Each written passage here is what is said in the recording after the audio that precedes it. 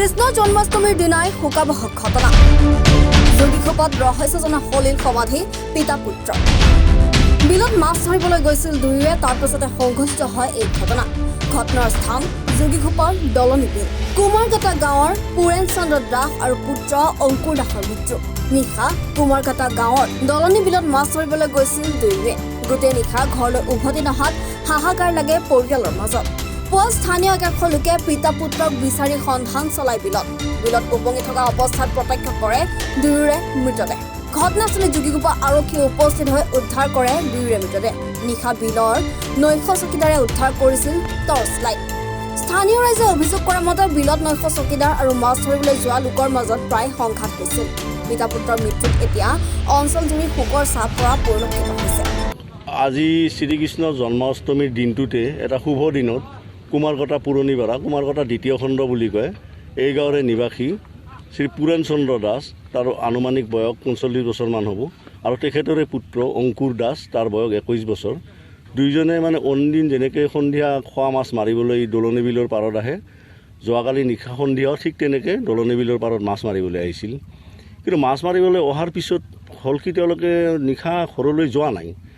নোযোৱাৰ কাৰণে ইয়াত দলনি বিলত আকৌ বিলৰ পহৰাদাৰে খুব ষ্ট্ৰিক্ট পহৰা দিয়ে। তেতিয়া পৰিয়ালৰ মানুহে ভাবিছিল কিজানিবা মানুহ দুজনক আচলতে ডিউটিৰ মানুহে ধৰি লৈ গ'ল নেকি। গাঁৱৰ মানুহে আহি সেই ঠাইত যেতিয়া খুব বিচাৰ খোচাৰ আৰম্ভ কৰিল, আৰম্ভ কৰাৰ পিছত দেখা যায় এটা ঠাইত মানে 5-6 ফুটমান পানীৰ তলত বগা বগা দেখিবলৈ পোৱা যায়। বাপেক পুতেক দুইজনে আচলতে মৰি আছে পানীৰ তলত। তেতিয়া আমি যোগীঘোপা থানাত খবৰ দিছোঁ। কিন্তু এইখিনিতে এটা কথা মানে প্ৰশ্ন আমাৰ ৰাইজৰ মনত মানে খুব বাৰুকৈ ধৰিল যে নিশা বিলৰ যি পহৰাদাৰবিলাক আহিল, তেওঁলোকে জ্বলন্ত অৱস্থাত টৰ্চ লাইটটো পাল, আৰু টৰ্চ লাইট আৰু মাছ অনা কচটো তেওঁলোকে লৈ গ'ল। লৈ যোৱাৰ পিছত তেওঁলোকৰ কোনো পদক্ষেপ নাই। আচলতে কি অৱস্থাত টৰ্চটো পাল, কেনেকৈ পাল, কি একো নকৰাকৈ তেওঁলোকে বস্তুটো ৰিকভাৰী কৰি তেওঁলোকৰ ডিউটিৰ অফিচলৈকে লৈ গৈছে। সেই অফিচত যেতিয়া আমাৰ মানুহ সুধিবলৈ গৈছে, তেতিয়া তেওঁলোকে কৈছে যে আমি সেই দলনি বিলৰ সেই ঠাইখিনিত আমি জ্বলি থকা অৱস্থাত এটা টৰ্চ লাইট পাইছোঁ আৰু এটা কচ পাইছোঁ। তাৰপিছত আমি বিচাৰ খোচাৰ কৰি মানুহ দুটা পাইছোঁ।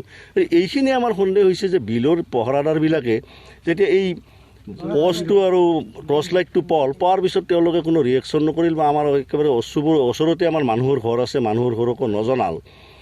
এইটো কি কথা, এতিয়া এইটো আমি প্ৰশাসনক আমি এই কথাটো অলপ চালি জাৰি চোৱাৰ কাৰণে আমি ৰাইজৰ ফালৰ পৰা অনুৰোধ জনাইছোঁ। যোগীঘোপাৰ পৰা জাহিৰুল ইছলামৰ ৰিপৰ্ট, এনি ভাৰত 24।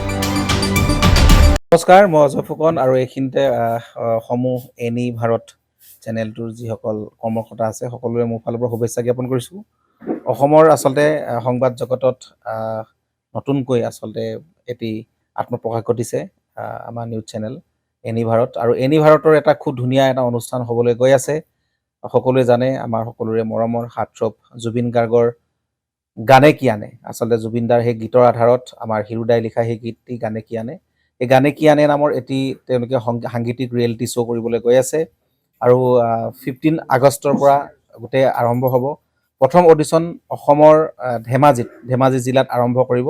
গতিকে সমূহ যিসকল প্ৰতিভা আছে, যিসকলে গান ভাল পায়, যিসকলে তেওঁলোকৰ নিজৰ প্ৰতিভা আচলতে দেখুৱাব বিচাৰে, এই ৰিয়েলিটি শ্ব'ত গানে কি আনে এই প্ৰতিযোগিতাত অংশগ্ৰহণ কৰক, আৰু খুব ধুনীয়া আপোনালোকে সুবৰ্ণ সুযোগ লাভ কৰিব।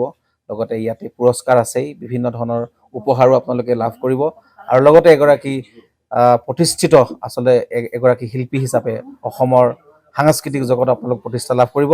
গতিকে গোটেই অনুষ্ঠানটোলৈ মোৰ ফালৰ পৰা শুভকামনা থাকিল, আৰু লগতে এই অনুষ্ঠানটোত আপোনালোকে অংশগ্ৰহণ কৰিব।